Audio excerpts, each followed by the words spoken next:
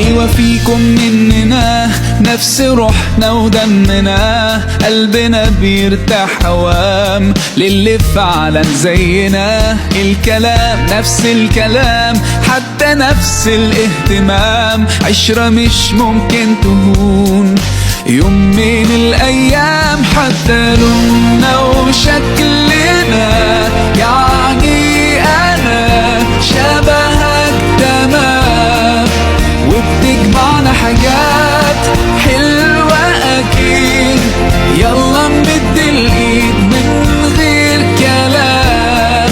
Assalamualaikum warahmatullahi wabarakatuh. Waalaikumsalam warahmatullahi wabarakatuh. Baik, di sini saya sudah berada di salah satu pondok pesantren yang Baitul Quran yang ada di Kendari, dan saya sudah berada di samping salah satu santri yang ada di sini. Mohon perkenalkan namanya. Perkenalkan, nama saya Rahmat. Saya asal kampung saya dari Muna Barat. Baik, terima kasih. Di sini di sini langsung saja saya akan mengajukan beberapa pertanyaan kepada Anda. Baik, pertanyaan pertama yaitu, kapan Anda memulai menghafal Al-Quran? Saya mulai menghafal Al-Quran itu pada saat masuk di jenjang SMA. Jadi SMP-nya saya di kampung. Setelah itu SMA mulai berpikir untuk menghafal Al-Quran. Tepatnya pada tahun 2020 saya mulai menghafal Quran. Baik, terima kasih, Masya Allah. Terus saya pertanyaan kedua yaitu motivasi. Apa yang memotivasi Anda untuk menghafal Al-Quran? Yang pertama, setelah saya lihat-lihat di televisi, di internet, ternyata banyak sekali peluang-peluang untuk kita berhasil, untuk kita lebih cemerlang masa depannya dengan menghafal Al-Quran. Banyak dari kalangan tokoh-tokoh besar agama di luar sana yang saya lihat mereka menghafal Al-Quran, dan ternyata memang terbukti bahwa masa depan mereka jauh lebih cerah. Dan yang kedua yaitu pahala.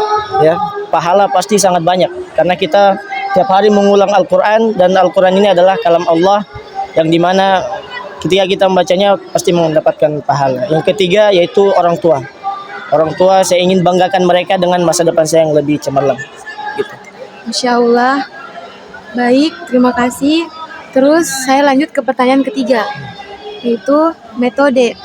Metode apa yang Anda lakukan untuk menghafal Al-Quran? Untuk metode, di sini disebut ada istilah takrir atau mengulang-ulang.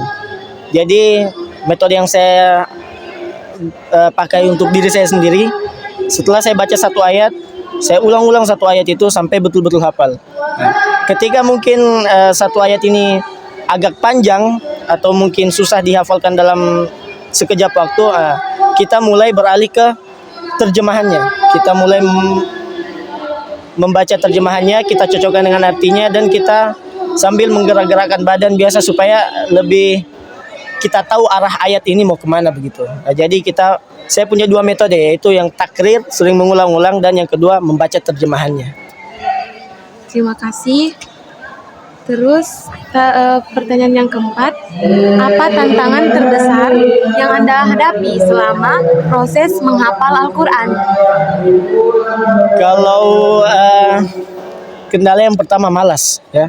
Karena yang namanya Al-Quran kalau sudah diulang-ulang pasti malas juga kita kan. Yang kedua teman juga ini biasa menjadi kendala, karena mereka kalau sudah lihat kita rajin ngaji pasti mereka cari cara supaya bagaimana supaya kita tidak mengaji, supaya tidak ada setoran, supaya kita dimarahi ustadz juga. Jadi teman juga biasa mengkelabui kita lah begitu.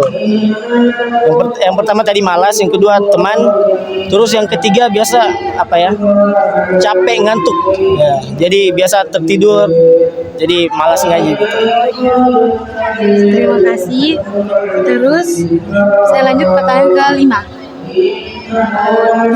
tentang durasi. Berapa lama waktu yang Anda butuhkan untuk menghafal seluruh Al-Quran? Kalau untuk menghafal seluruh Al-Quran, saya belum. Tapi yang saya lihat dari para santri-santri ini, untuk menghafalkan seluruh Al-Quran itu 3 tahun sudah masing-masing kebanyakan santri 3 tahun itu sudah selesai.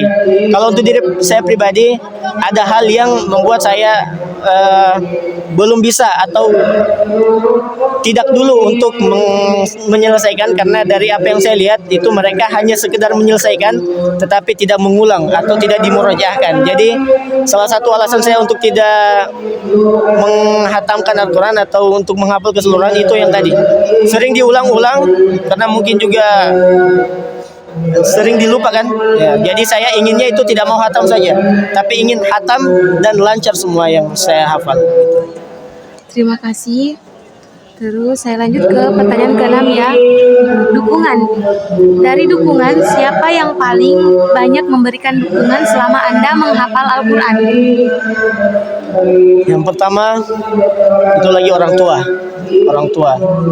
atau keluarga lah, keluarga sepenuhnya, keluarga kakak saya, nenek saya juga sering motivasi saya, jangan dipaksakan kalau ngaji, jangan terlalu buru-buru, santai saja supaya ini kan.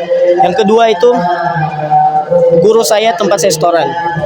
Guru saya tempat saya setoran itu sering memotivasi saya, kalau kau mau senang nanti sakitnya sekarang ya, maksudnya menghafal betul sekarang supaya nanti enak gitu. Jadi yang pertama orang tua, yang kedua guru tempat saya setoran hafalan. Terima kasih. Kita lanjut pertanyaan ke-7, yaitu pengulangan. Bagaimana cara Anda menjaga hafalan agar selalu tidak lupa? Kalau untuk sistem tidak lupa hafalan, kita sebutnya murojaah. Murojaah itu saya lakukan dengan teman ya. Harus ada partner. Ustadz saya begitu, kalau mau murojaah harus ada partner. Misalnya saya baca 1 juz, terus teman lagi 1 juz, ganti-gantian supaya ada yang nyimak, kapan ada yang salah dibenarkan. Jadi itu saja Ustadz saya bilang, kalau mau murojaah harus ada partner.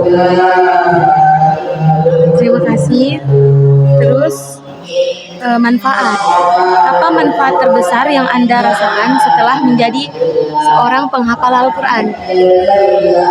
Manfaat yang saya rasakan sampai saat ini, saya bisa berguna untuk masyarakat. Saya dibutuhkan, saya sering dipanggil oleh masyarakat untuk mengisi khotib Jumat, untuk sering imam, apalagi tarawehan, ya, tarawih witir, dan sholat Idul Adha, Idul Fitri.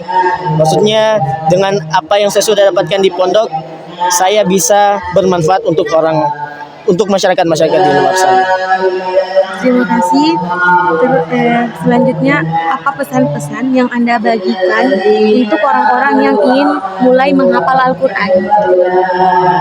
Untuk para teman-teman yang ingin memulai untuk menghafal Al-Quran,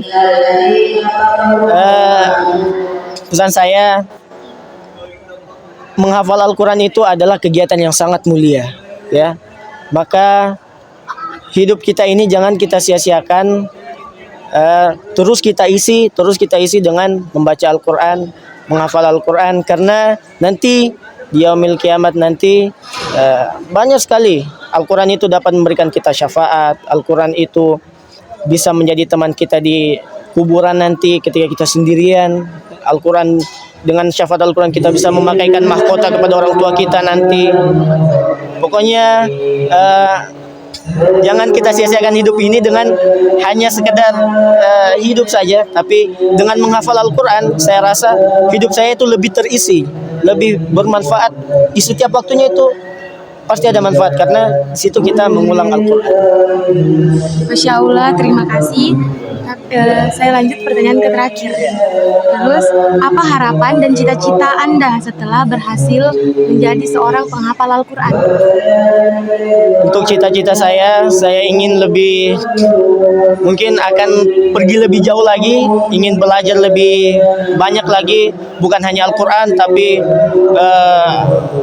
agama ilmu-ilmu agama yang lain yang masih banyak, yang masih belum saya ketahui. Saya ingin belajar lagi sampai betul-betul saya paham supaya menjadikan kegiatan sehari-hariku itu menjadi terarah oleh Al-Quran, terarah oleh ilmu agama. Dan dengan ilmu-ilmuku itu saya ingin bermanfaat, saya ingin membangun pondok juga. Saya ingin bermanfaat untuk para santri-santri, untuk orang-orang yang ingin menghafal Al-Quran dan belajar agama. Baik, terima kasih. Mungkin itu saja wawancara dari saya kepada salah satu santri yang ada di Pondok Baitul Quran ini. Dengan begitu saya ucapkan terima kasih dan Assalamualaikum warahmatullahi wabarakatuh. أيوة فيكم مننا نفس روحنا ودمنا قلبنا بيرتاح هوام للي فعلا زينا الكلام نفس الكلام حتى نفس